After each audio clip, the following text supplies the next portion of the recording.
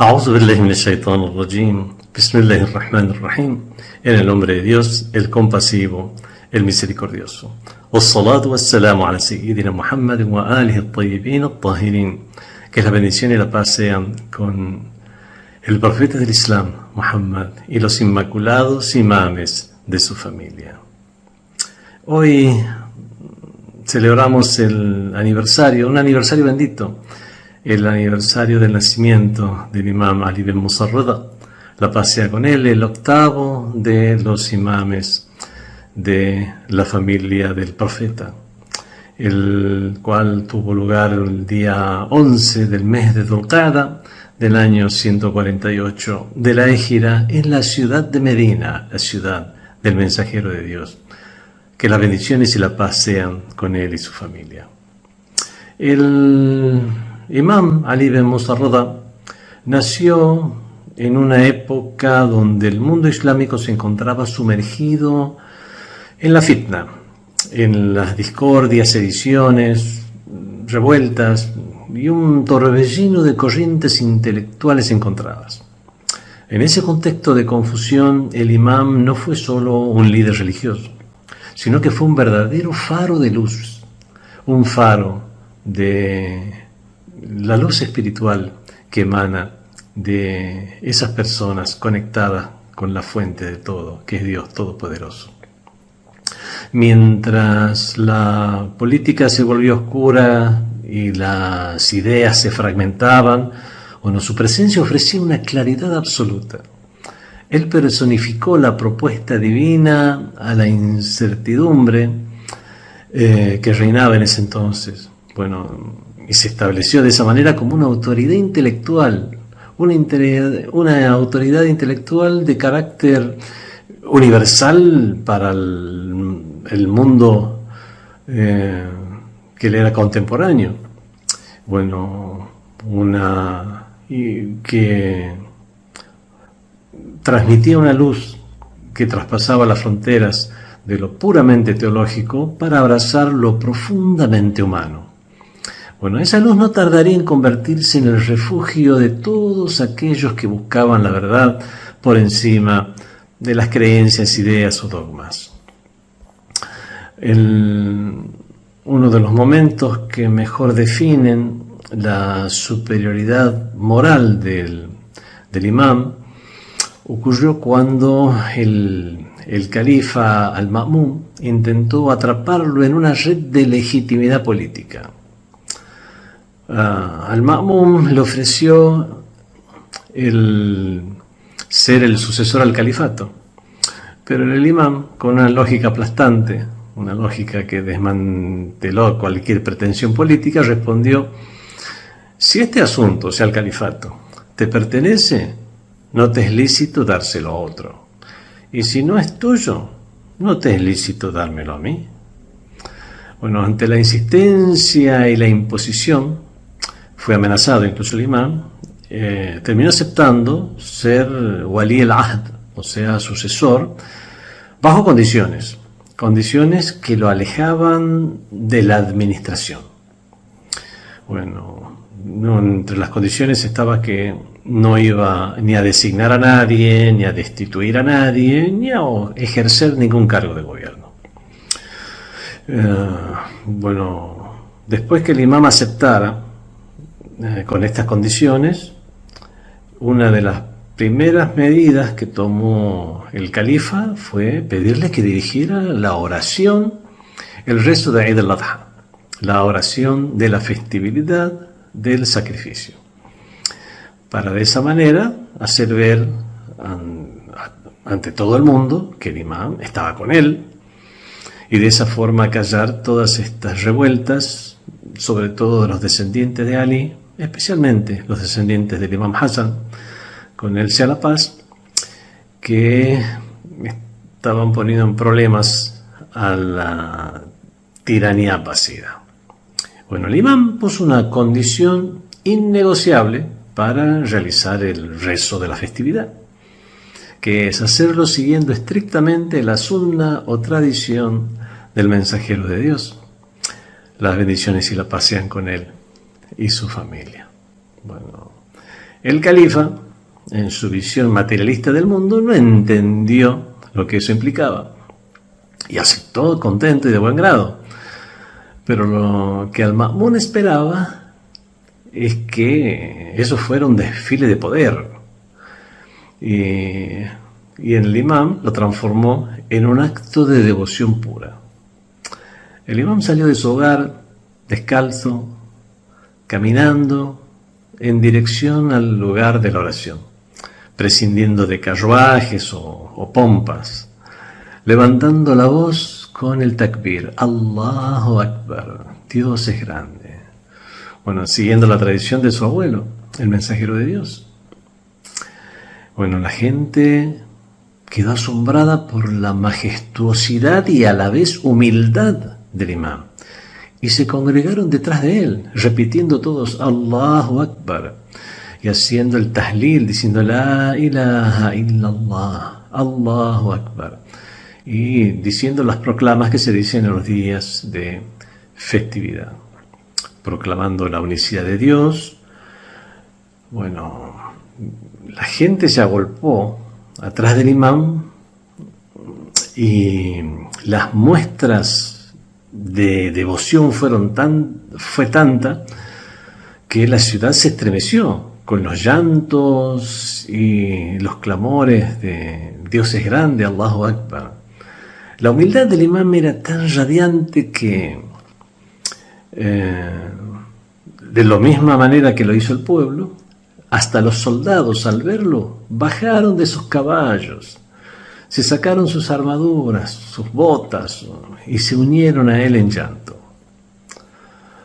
Bueno, al-Ma'mún, el califa, advertido por sus asesores de lo que estaba pasando y de que ese acto podría arrebatarle el corazón de la gente para siempre, envió un emisario que le ordenó al imam regresar antes de completar la oración. Hizo esto porque sus asesores le advirtieron de que ese simple acto podía arrebatarle el poder a los abbasíes e inclinar los corazones de la gente completamente hacia el imam. Alayhi salam, la paz sea con él. Bueno, el califa tirano temió ese escenario y envió inmediatamente a alguien que le impidiera continuar, con la excusa de tener el temor por él ante la multitud, por el hecho de encontrarse entre la multitud y las molestias que eso pudiera causarle. Bueno, el imam regresó y no dirigió la oración de la festividad de ese día, pero al impedirle terminar esa importante misión que el mismo califa le había dado, el califa quedó expuesto de que su interés no era la religión, sino el control y explotar la posición del imam, la paz sea con él, con fines políticos. Bueno, esa humildad del imam Rada, con él sea la paz, no era debilidad, sino que era una fuerza que nacía de su cercanía con lo divino. E incluso una fuerza que también indicaba su cercanía con las criaturas de Dios. Dice el Altísimo en el Sagrado Corán, A'udhu billahi minash shaitanir rajim, Bismillahir Rahmanir Rahim, Innal ladhina amanu, ciertamente que aquellos que hayan creído, wa amilus salihat, y que hayan realizado buenas obras, sayaj'alu lahumur rahmanu wudda, el misericordiosísimo, el Rahman, sayaj'alu lahum, dispondrá que ellos sean objetos de wudda, sean objetos de afecto y de amor por parte de las criaturas. Bueno, cuando el Ma'mún vio que los corazones de la gente se inclinaban hacia el imam Ali ibn Musa Rada, con él sea la paz, bueno, trató de utilizar varios métodos para distorsionar la santidad del imam ante los ojos de la gente. Bueno, y ese fue su propósito al organizar reuniones de debates científicos, académicos, religiosos, ideológicos, esperando que alguien pudiera vencerle, aunque fuera en una sola cuestión, de entre las muchas que pudieran plantearse, porque eso ya sería suficiente para hacer mella en la sacralidad del imán entre sus seguidores. Bueno, pero el asunto se volvió contra el califa cuando el imán prevaleció sobre sus oponentes académicos en todos los temas y en todos los aspectos. El imam Rada, con él sea la paz, dominaba el arte de hablar el lenguaje del otro, un principio fundamental para cualquier pedagogo o líder actual. Bueno, en esos famosos debates, él se dirigió a los judíos con la Torá, a los cristianos con el Evangelio, a los teólogos, e incluso a los ateos con la razón y el intelecto. Bueno, de esa manera les argumentaba con pruebas adentro de su propio sistema de ideas o sistema de creencias. Bueno, y esa fue una manifestación clara de las palabras del Altísimo, de Dios Todopoderoso, que están en el Sagrado Corán y que dicen: Ud'u ila sabili rabbika, invita hacia el camino de tu Señor, bil hikmati wal maw'izati al hasana, con sabiduría y con la buena exhortación, con la mejor exhortación. Bueno, esto es relevante, sobre todo hoy en día, y eso es porque en un mundo tan polarizado como el que tenemos actualmente, eso conforma una lección de empatía intelectual. El imán nos enseña que la sabiduría es el equilibrio perfecto entre la razón y la espiritualidad. Bueno, para enfrentar las complejidades de la vida, no basta con tener la razón. Hay que tener la sensibilidad de encontrar al otro en su propio terreno. Bueno, esta base intelectual no era un ejercicio de ego por mostrar la propia sabiduría, sino eso fue el soporte de una vida de coherencia, incluso al enfrentarse a las tentaciones del poder absoluto, estando en una situación de poder y aún así dirigirse con empatía. El legado del imam Ali Musa Rada, con él sea la paz, representa un puente cognitivo integral que combina la profundidad de las ciencias islámicas con una apertura dialoguista hacia las diversas civilizaciones y religiones. Y bueno, dejando así una huella inmortal que muestra el equilibrio entre el razón, el intelecto y lo espiritual. Bueno, el califa al-Ma'mum, califa tirano, no escarmentó y mostró alegría cuando la gente le pidió al imam Rada, con él sea la paz, que realizara la Salat al-Istisqa. Salat al-Istisqa es la oración que se realiza para pedir lluvia. En tiempo de sequía se hace esta oración, Salat al-Istisqa, para que Dios acepte la súplica y llueva. Tenían una profunda sequía, así que fueron y se dirigieron a la persona más santa que conocían, que era el imam. El califa al-Ma'mún esperaba que la gente se sintiera decepcionada con el imam al ver que finalmente no llovía. Pero el imam, con una compasión infinita por el sufrimiento humano, salió a suplicar. Su oración no fue una demanda, sino un acto de intercesión, un acto de tawassul, un acto que subrayó su rango espiritual. El imam, con él sea la paz, salió suplicando, levantó las manos y dijo: Allahumma, oh Dios, innaka azzamta haqqana, ahl al-bayt, Dios mío, tú has dispuesto que sea grande o grandeza, que sea grande nuestro derecho, Ahlul Bayt, entre la gente. Fatawassalu bina ilayk. Entonces ellos se valen de nosotros, interceden, piden nuestra intercesión ante ti. Fasqihim ghaythan mughitha. Por lo tanto, haz de descender sobre ellos una lluvia abundante, mughithan, y vivificante. Bueno, apenas terminó su súplica, el cielo se cubrió de nubes y una lluvia torrencial reavivó la tierra.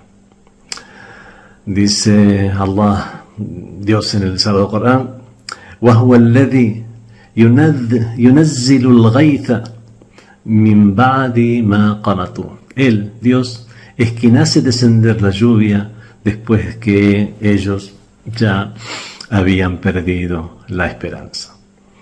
Bueno, ese evento fue la prueba física de su maqam, o sea, del maqam del imam, o sea, del estatus elevado. El imam demostró él mismo ser la lluvia espiritual que nutre las almas, tal como el agua nutrió el suelo seco. Pero más allá del milagro físico, su legado más profundo quedó sellado en palabras de oro, como podemos ver en el famoso hadiz, en la famosa narración de As-Silsila Dhahabiyya, la cadena de oro. Bueno, se narra que el imam, con él sea la paz, cuando pasó por la ciudad de Nishabur en su viaje a la sede del califato, que en la época del califa al-Ma'mún se encontraba en la ciudad de Merv. Bueno, estamos hablando ya, y en esa época él todavía pertenecía a las regiones persas, esa ciudad de Merv. Era la gran zona del Jorasán antiguo, y para ir a esa zona pasó por la ciudad de Nishabur. Bueno, en la ciudad de Nishabur se concentró una gran multitud de eruditos, sabios, muhaddisunos, expertos o memorizadores de hadith, y gente común también, que rodearon su caravana. Se aferraron a las riendas del animal que lo transportaba, y le pidieron que narrara un hadith de sus padres para que ellos lo mantuvieran en su memoria. Dicen que algunos llevaron incluso cálamos de oro para escribir esas palabras. Bueno, entonces el imam sacó su cabeza, un poco de su cuerpo, de la litera, que estaba cubierta con una tela por el sol, y les dictó el hadith la narración que vamos a ver ahora, con una transmisión continua de su padre, de su abuelo, hasta llegar al mensajero de Dios, hasta llegar incluso a Dios Todopoderoso. Dijo el imam Ali ibn Musa Rida: oí a mi padre Musa ben Ja'far decir, oí a mi padre Ja'far ben Muhammad decir, oí a mi padre Muhammad ibn Ali decir, oí a mi padre Ali ibn al-Hussein decir, oí a mi padre al-Hussein ibn Ali decir, oí a mi padre Ali ibn Abi Talib decir, oí al mensajero de Dios, que las bendiciones la pasean con él, decir, oí al ángel Gabriel decir, oí a Dios Todopoderoso y Majestuoso decir, La ilaha illallah. La frase no hay divinidad más que Dios, Husni, es mi fortaleza. Faman dakhala Husni, en cuanto a quien ingrese en mi fortaleza, amina min adabi, estará a salvo de mi castigo. Y después la caravana, continuó solamente un trecho. Y entonces el imam hizo que se detuviera otra vez y volvió a sacar su cabeza o un poco de su cuerpo de la litera y completó el hadith diciéndoles lo siguiente: Bishartiha wa shurutiha, con sus condiciones, wa ana min shurutiha, y yo soy una de sus condiciones. Bueno, ¿qué significó? ¿Qué significa esto? Bueno, significa que el monoteísmo, el tawhid, no es solo una frase abstracta, porque sin la guía divinamente designada, el mensajero de Dios puede ser, sus palabras pueden ser distorsionadas por los tiranos para justificar la opresión, bueno, que es exactamente lo que el califa al-Ma'mún intentaba hacer al manipular la figura del imam, o por lo menos tratar de hacerlo. Entonces el imam se definió a sí mismo como la condición del tawhid o del monoteísmo, porque él es el imam, es el quien preserva la pureza del mensaje frente a las interpretaciones corruptas que se realizan siempre desde el poder. Bueno, el califa al-Ma'mún quiso convencer a la gente de que él apoyaba a la gente de la casa del profeta, la paz, las bendiciones se la pasen con él y su descendencia, por lo que ordenó cambiar el color de los turbantes que usaban los abbasíes, los de la dinastía abbasí, cambiarlo del negro al verde.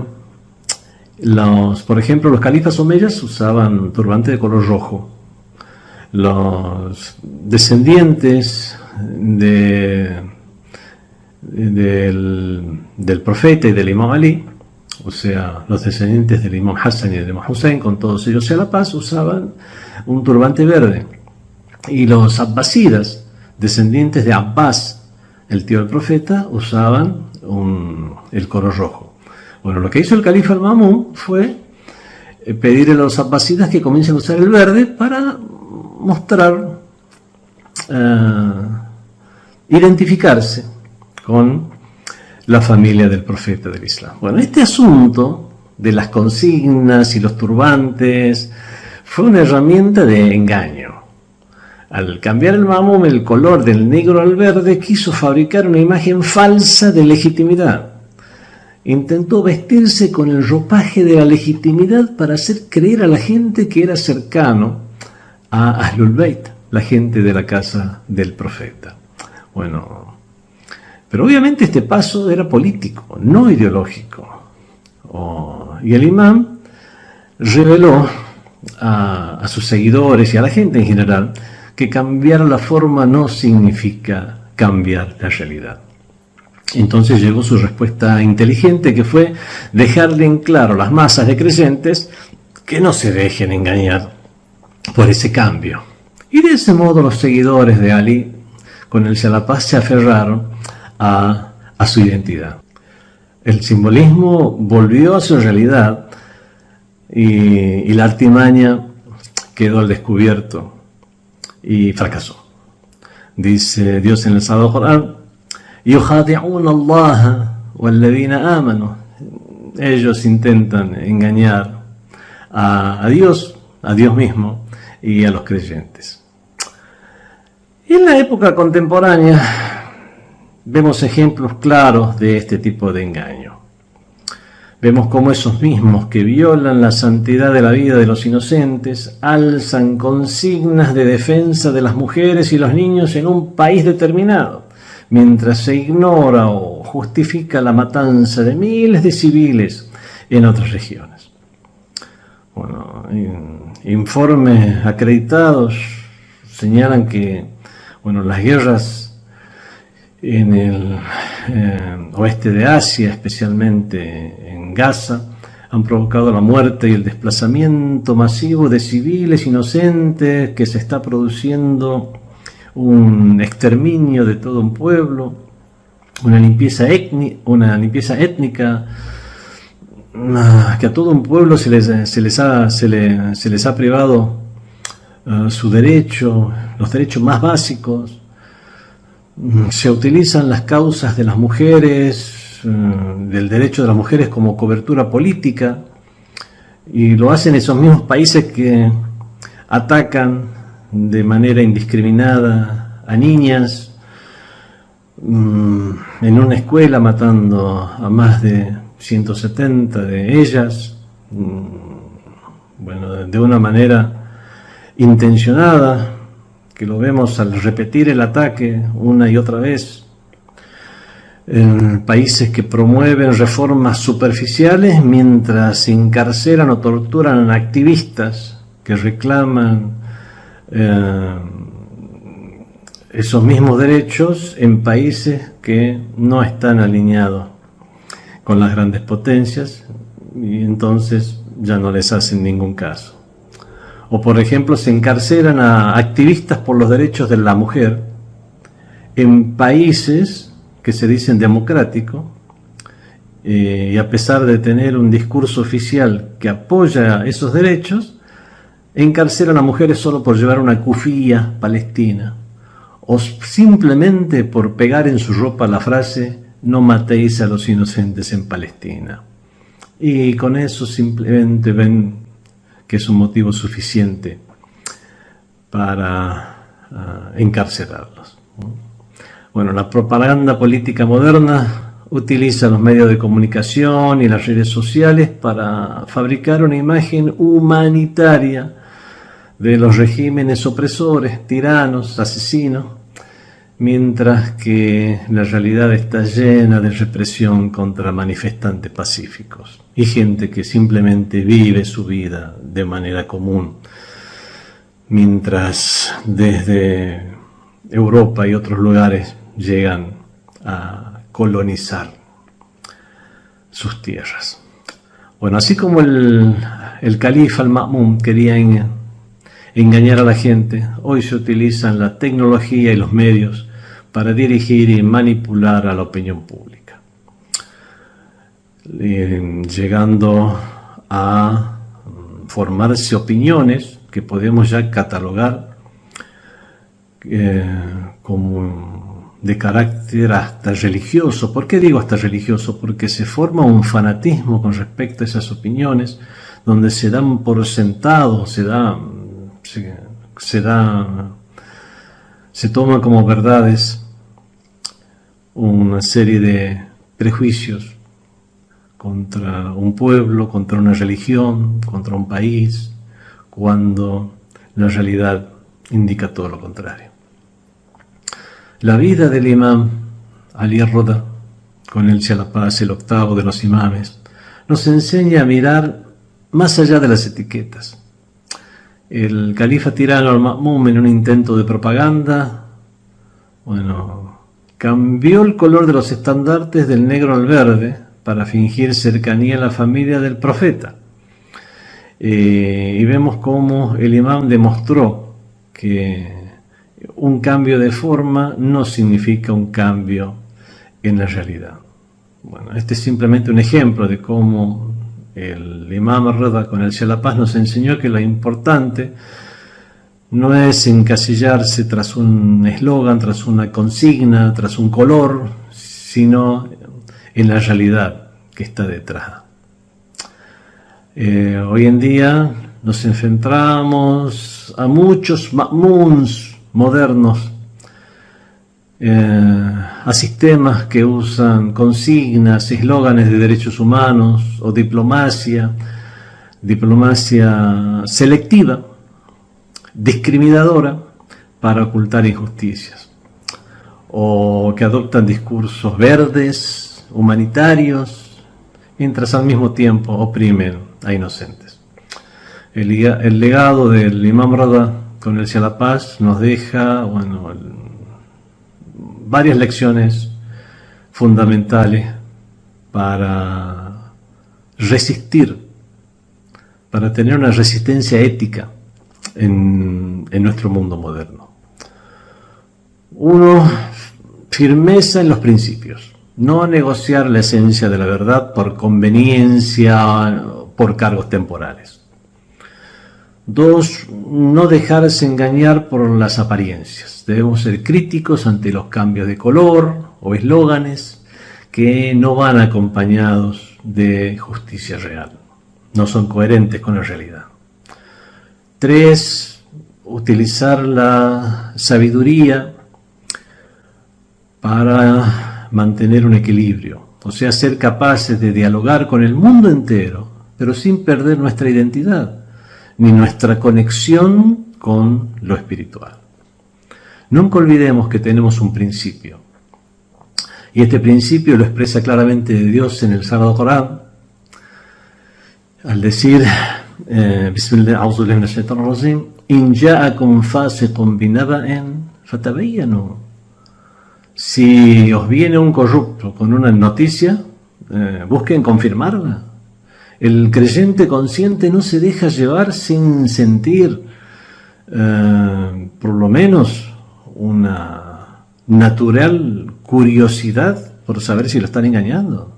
Más bien comprende, analiza. Dice el Sagrado Corán, in tansurullah yansurkum.